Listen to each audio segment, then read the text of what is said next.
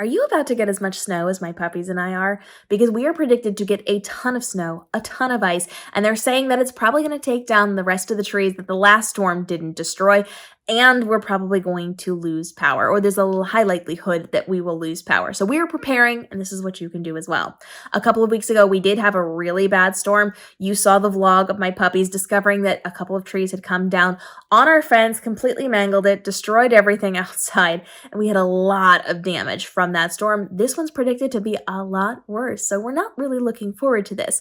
My first priority is to prepare for what's coming so that we don't have to struggle through, especially if we are going to lose power. So I am focused on getting things ready to be warm in case it is cold. So I am putting extra blankets in places. We're covering up the doors. We're making sure we are filling in the cracks of the doors. We are going to be putting tarps out on our porch, on the steps, on part of the grass, so that we can peel that back and not have ice everywhere that could potentially cause a lot of physical damage to us and the dogs. So we are making sure we're covering as much as possible so that we do not run into a problem that we had with the last storm.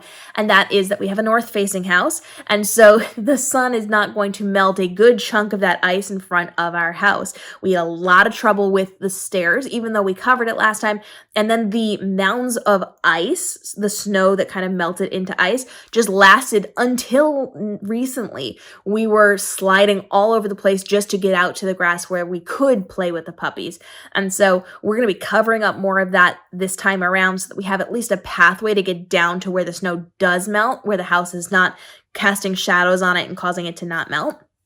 So we're preparing for warmth. We're getting all of our blankets ready. We're doing all of the laundry so that everything's ready to go. I am also looking at dog food. So we're preparing that food in advance. We use unkibble. We use some kibble. We are using real food that we are cooking for the dogs. And so everything that needs to be cooked and ready to go is being cooked today. They are in crock pots right now. We're getting everything ready to go so that when it rolls around that it's time for us to feed the dogs, if we don't have power, if we're, in the middle of something, it is ready to go. And we can just toss it on a grill or some way of heating that up so that we can use it later on. So we're cooking everything. We're actually freezing some ice to put in the refrigerator in case we lose power to keep it cooler in there for longer. And we are making sure that that's ready to go. I'm also focused on what their dogs are going to be wearing outside, because when it's icy, when it's cold, my dogs are in coats because I need to keep them warm, especially the tiny one. So I'm pulling out all of the good coats. We've actually got some new coats this season. So I'm picking the ones that are going to function the best for my dogs while they're out playing, and I'm getting them ready to go because I had actually put them away. I thought we were moving into summer mode. We were not. So I'm going to pull all those things back out so the girls are ready to go. I have extra blankets for the couch when we're cuddling on the couch or when we're laying in bed so that the dogs are nice and warm. But I'm also going to pull out their sweaters just in case we're going to lose power. I hope that we don't, but I may want to put them in their sweaters just around the house if it is going to be cold here for longer than just a little bit.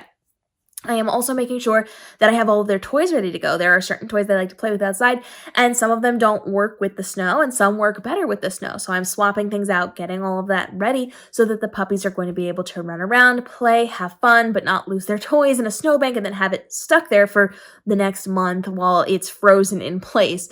So I want to make sure that that's going to be ready to go as well. And then we're talking about technology. Anything that I am going to need to have ready to go, lanterns, phone charging batteries, all of our devices are going to be charged up early because we know when the snow is starting, we're going to keep them as charged as possible throughout the couple of days that the snow is going to fall. So there's a snowfall, a break, and then another snowfall. We're going to keep things as charged as possible.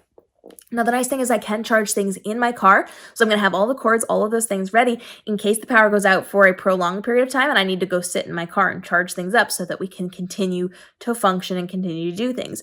I do have some paperwork that I have to handle for my dogs. I have to make sure, brand deals for my dogs. So I have to go through contracts and all those things. That has to be handled first. So when I'm done filming here, I'm going to be editing these videos. I am going to be going through all the paperwork and handling all the business side things of my businesses and my puppy brand as well, so that we're ready to go. I do have water here ready to go in case we lose power. We do have access to water when our power goes out. We do have filtration systems for that, but we also have water so that we have it to drink. We're just being smart about this. And then I'm making sure that anything that needs to be covered is going to be covered and ready to go outside, the back porch, the front steps, all those things. have the shovels where I can get to them. So when I come out through my door, I can grab those and I can shovel off the sidewalks. I can shovel off the tarps if I need to. I can shovel the driveway, all the things that we're going to need to potentially leave the house. We have a very steep driveway. And so if we're stuck, we're stuck. So we have to make sure everything is cleaned out. You can hear my puppy is sleeping. She's dreaming right there. But we are preparing for the snow, and we're also preparing in case the neighbor's giant tree that half fell on my fence comes down the rest of the way. We cut down our trees. They didn't. And if that thing comes down, it's coming on my house. So I'm thrilled about that. And here's a fun fact. In this particular state, I don't think this is everywhere, but if your neighbor's tree falls on your house and it was a healthy tree and it wasn't a dead tree, that's on you. They don't pay for that. You can't sue them. You have to pay for that. So I'm so thrilled for this upcoming storm. So when it comes to making sure that your dog is safe, you also want to make sure you have your go bag ready to go. We've talked about that in lots of videos. You have your first aid kit ready to go. Anything they're going to need if you need to hop in the car and get out of here, especially if there's no power for a prolonged period of time. You need to go to a hotel or a relative or a friend's house or something. You want to make sure you've got some go bags that you can just go with their food, with some water, with any leashes or harnesses or sweaters or coats or things that they're going to need to survive and thrive in a different location.